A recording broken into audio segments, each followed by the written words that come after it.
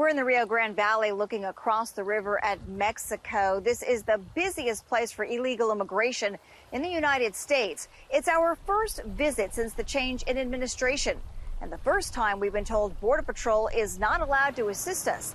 But thanks to the help of local law enforcement officials and private citizens, a glimpse at what many believe is a crisis growing out of control.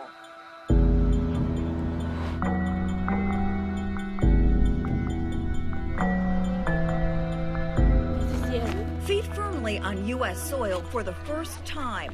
A group of mostly Central American migrant mothers and children smiling on the homestretch. Like the 6,000 others per day reported to be going around official entries at Texas's southernmost point, they believe the journey is a success. What made you come to the United States now? Was there something you heard in your own country that made you decide this was a good time to come? He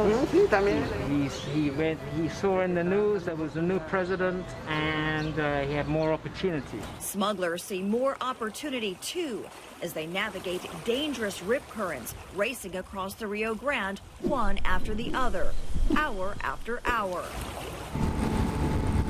Mexican authorities watch it happen from the water as U.S. border agents manage dozens, even hundreds at a time, while also trying to keep cameras away. Can you please not interfere in our enforcement? This is private property. The government does not own this property, but they're telling us we have to leave right now.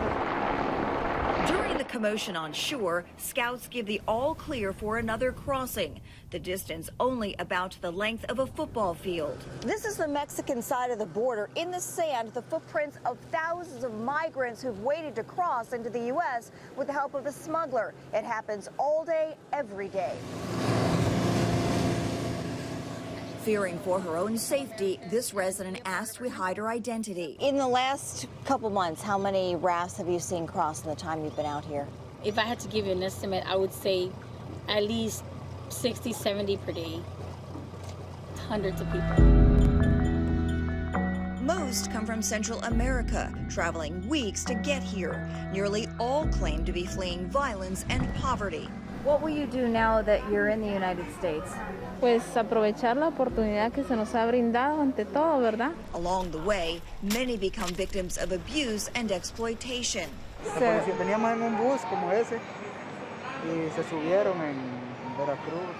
Un agente de la PGR nos revisó y nos quitó todo lo que traíamos, dinero. Often at the hands of drug cartel members, they pay thousands of dollars to get them here. Especially we have women and little girls coming in thousands.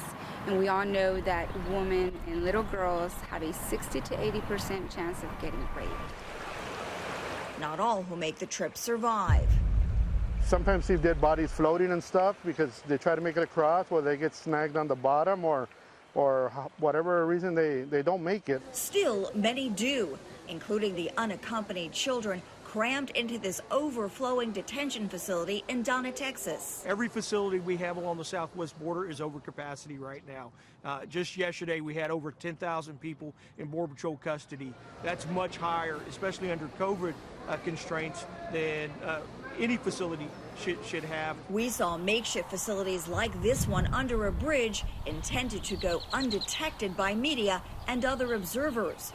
Migrants are then sent to area shelters and in a matter of hours, free to go. They're released so they can continue their legal proceedings here in the United States, somewhere where they're going. Only recently is the Border Patrol confirming the record numbers being released into the U.S. without court dates, as the system grows more overwhelmed by the day. In March alone, an estimated 171,000 plus entered the U.S. illegally, 5 times more than a year ago. By year's end, the number expected to reach more than 1 million. As soon as they get up to this side, they go ahead and flag down Border Patrol because they want to get caught, because they know they're going to get processed and then shipped out to wherever they're going to get shipped out. They're not going to get deported back to their country.